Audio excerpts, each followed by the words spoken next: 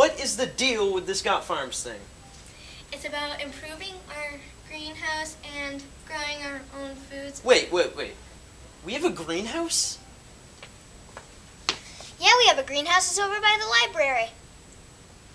Wait, Shylin. It's not just a greenhouse project. It's a garden project, too. Yeah, we want to plant a school garden in the spring so we can grow our own food right here. And eat it in our cafeteria. Hey, don't forget about supporting local farms and healthy food in our cafeteria. That's what the Harvest Lunch was all about. Oh yeah, that day that lunch was food from all local farms.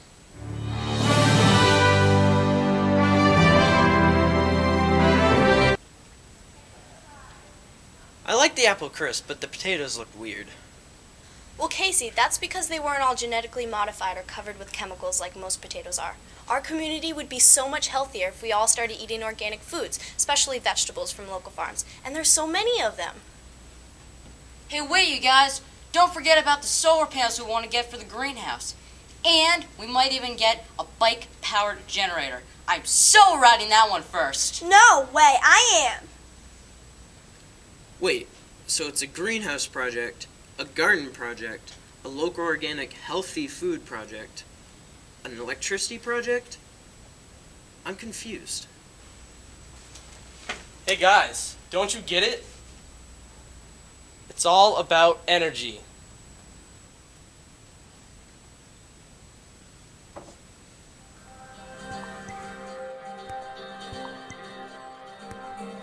To be more specific, G.O.T. Farms is all about sustainable energy.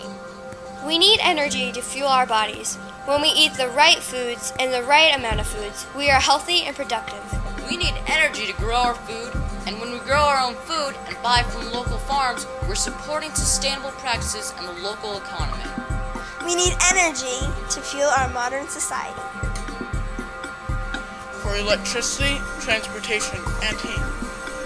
We depend on cheap fossil fuels to run our cars, heat our homes, and power all our appliances and electronics. In just the last 50 years, humans have consumed half of all the world's oil. Some say more than half. This oil took hundreds of thousands of years for our planet to create, and we will probably use all of it in about 100 short years. We need to learn about and start using renewable energy sources like solar, wind, and even wood when it is managed properly. We need to use less energy. We need to use renewable energy. We don't have much time. We need to do this now. If we are unsuccessful in this effort, our world will be in big trouble when the oil finally runs out. So maybe you think, so what if oil runs out in 100 years? I won't be around then.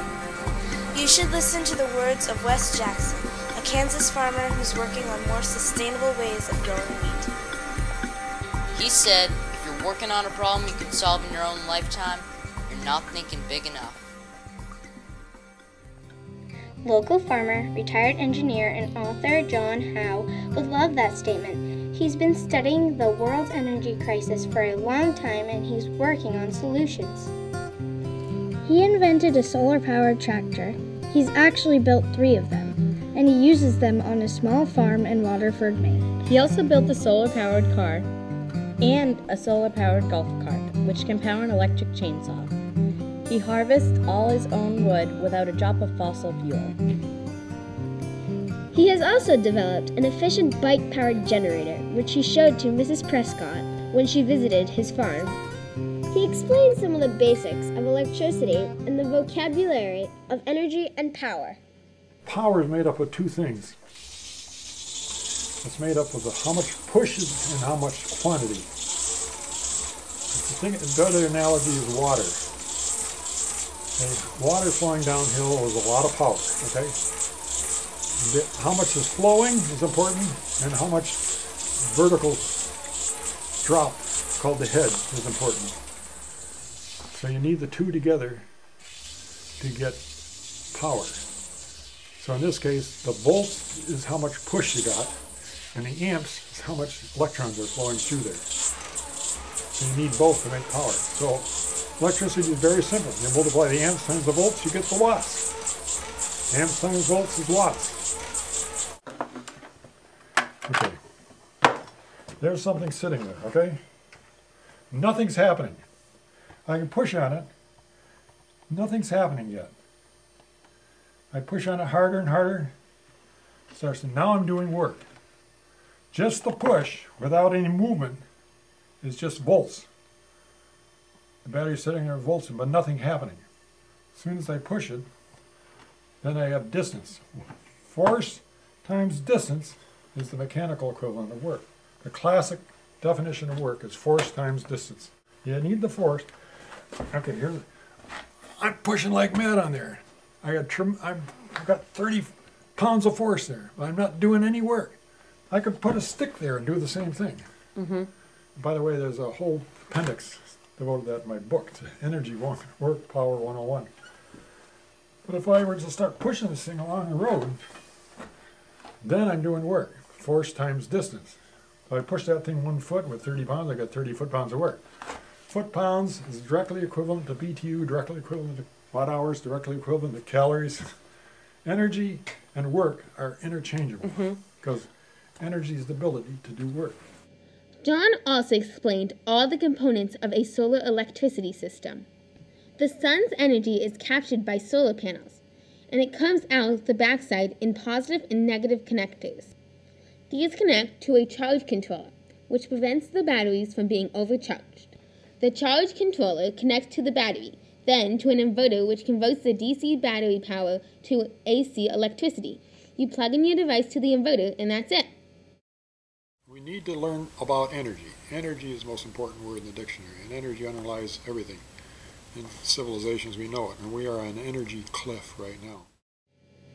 He explained a poster showing the rise in the world's oil production over the last 100 years, and the predicted decline in production over the next 50 years.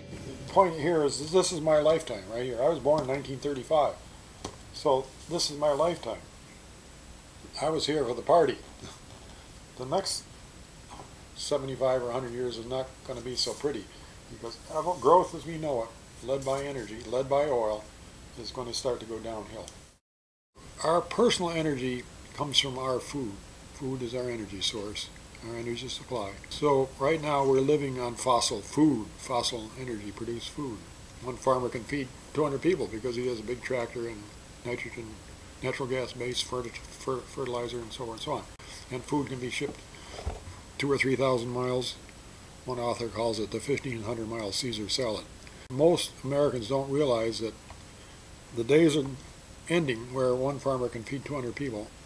I admonish anybody to dig into these subjects, all the interrelated subjects, more deeply, because this is the turning point of civilization. This is the most important subject in the history of civilization, is the transition from easy fossil energy to going back to more difficult energy, which has to come, or did come, from the sun. The kids need to know this, especially the younger and younger generations, because this is their life. We're not leaving them in a very pretty situation. They need to know the facts, even if they're not pretty. Anything you can do to get involved and teach the kids, all in many more simpler, basic ways, where the food comes from, how to grow the food, how to store the food to get through the winter, how to make energy, how to store energy, and how precious it is if you don't have that fossil energy, pre-stored fossil energy, like oil, coal, or natural gas. I wish people all over the country were doing projects like this. It's our only hope, is to teach the kids. It's the future.